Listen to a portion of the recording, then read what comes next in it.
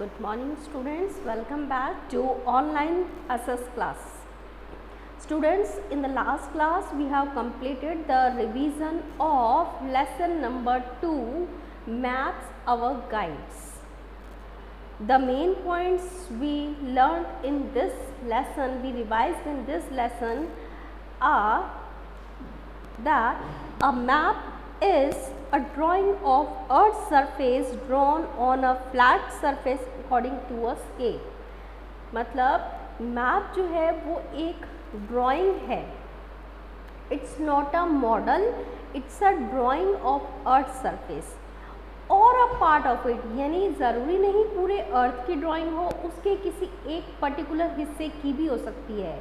It may be a drying of one country और to country और of one continent, तो उसके किसी एक पार्ट की भी ड्राइंग हो सकती है.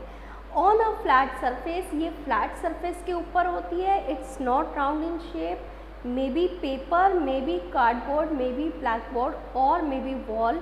सो it is a drawing on a flat surface according to a scale, यानी it is drawn according to some measurements. Second thing we learn, to read a map accurately we should understand the language of a map. If you want to study the map correctly, we want to study the understand the map accurately, we must know the language of map. Then what is map language? Third, every map has color, direction, signs, symbols and scale. This is called the language of a map. When we see the map, we can see different colors in the map, we can see different directions shown in the map, we see many signs, many symbols and a scale written on the map. This is the language of map. There are 4 main directions. Now we talk of these: north, south, east and west. So we have read about the direction. There are 4 main directions that are north, south, east and west, and we also read about 4 sub directions that were north, east, northwest, south, east, southwest. Scale of a map is the ratio between the map distance and the ground distance. Now we read that scale is the ratio between distance on a map and distance on the ground. That is a scale. Many signs or symbols used to express information on the map. For different kind of information, different signs, different symbols are used in the map. Different colors are used to show various landforms on a map. To show different landforms, different colors are shown. Okay, so these things we have learned in lesson 2. Now we are going to revise book exercises of lesson 2. So I will start with exercise A, that is tick the correct answer. First is a map showing physical features like mountain, plateaus, rivers, etc. is called a. वो map जिसमें हम physical features को देख सकते हैं, जैसे कि कहाँ माउंटेन्स हैं, कहाँ प्लेट्यूज हैं, किस तरह का लैंड सरफेस है, उस मैप को हम क्या कहते हैं? That map is called a physical map. तो इसका करेक्ट आंसर है physical map. I have written the answers on board also, you can see here. The first का जो राइट आंसर है वो है physical map, that is option number B. Second is an atlas is a book of. Atlas किसको कहते हैं? Atlas एक book है, किस चीज़ की बुक है? Atlas is a book of maps. तो राइट आंसर है मैप्स, ऑप्शन बी. तो सेकंड का right answer maps, that is option B. Then third is green colour used in a map depicts. Map में जब green colour use होता है वो किस चीज़ के लिए शो करता है, किस तरह के लैंडफॉर्म को शो करता है? तो राइट आंसर है प्लेन्स और लो लैंड्स. मैदानों को और जो निचले ज़मीन होती है उसको शो करने के लिए ग्रीन कलर यूज होता है.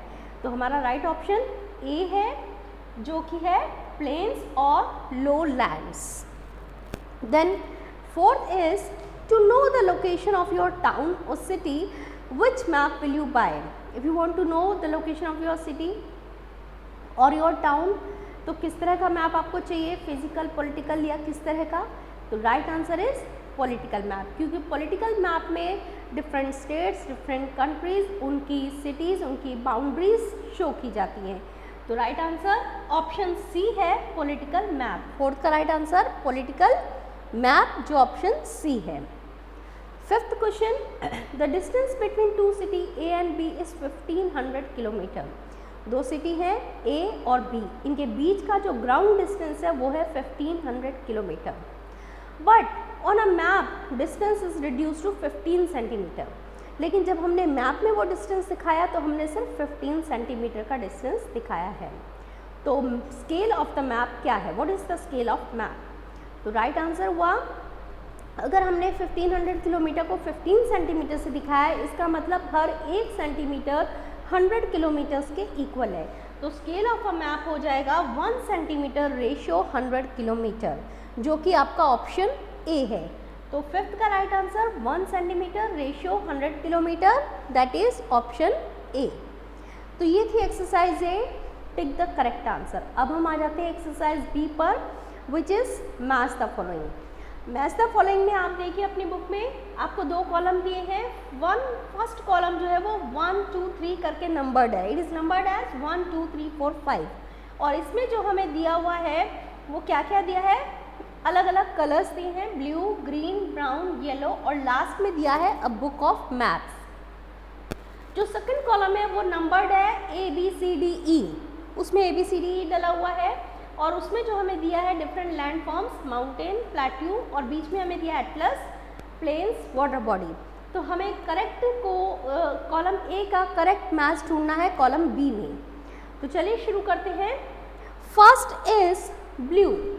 तो ब्लू मैप में किस चीज़ को हम ब्लू कलर से शो करते हैं? आप सबको पता है वाटर को ब्लू से दिखाया जाता है, तो वाटर बॉडीज़ जो भी होती हैं उन्हें मैप में ब्लू कलर से दिखाया जाता है। तो ब्लू वाटर बॉडीज़ के साथ मैच हो रहा है यानी ई से, तो हम ई वाटर बॉडीज़ के सामने यहाँ पे नंबर डाल देते हैं 1, और मैंने इसको सर्कल कर दिया। You can also do like that, you must have already done it. आप लोगों ने पहले ही कर लिया होगा, अगर नहीं किया तो आप कर सकते हैं।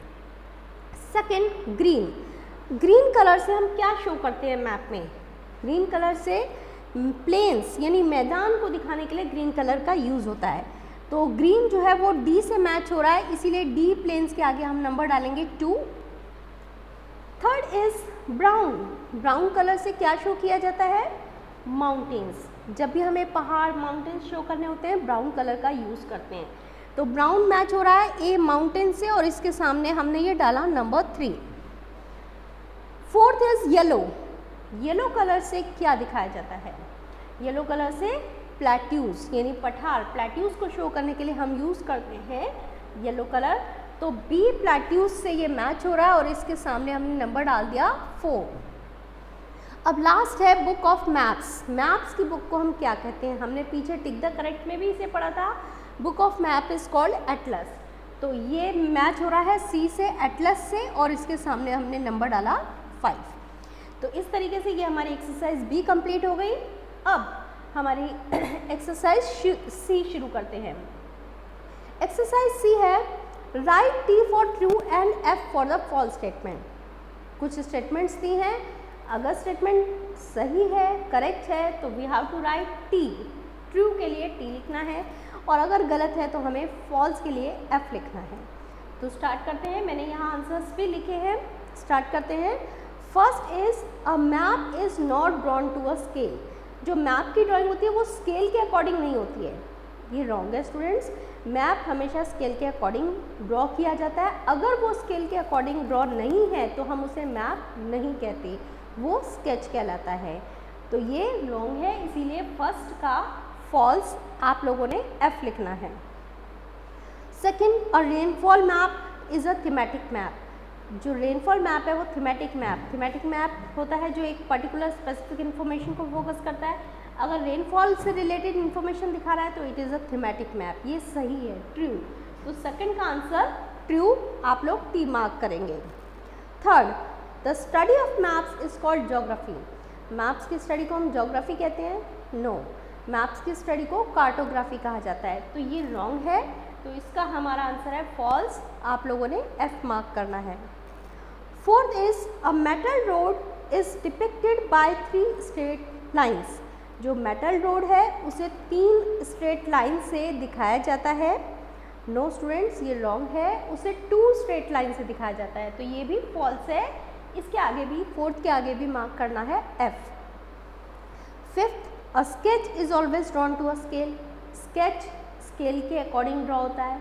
नो, स्केल के अकॉर्डिंग जो ड्रॉ होता है वो मैप होता है, स्केच विदाउट स्केल होता है, तो ये भी फॉल्स है। तो फिफ्थ का आंसर भी फॉल्स, यानी आपने F मार्क करना है।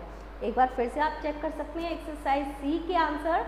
फर्स्ट फॉल्स है, second statement true, third, fourth और फिफ्थ स्टेटमेंट फॉल्स, यानी only second statement is true, all other statements given are false.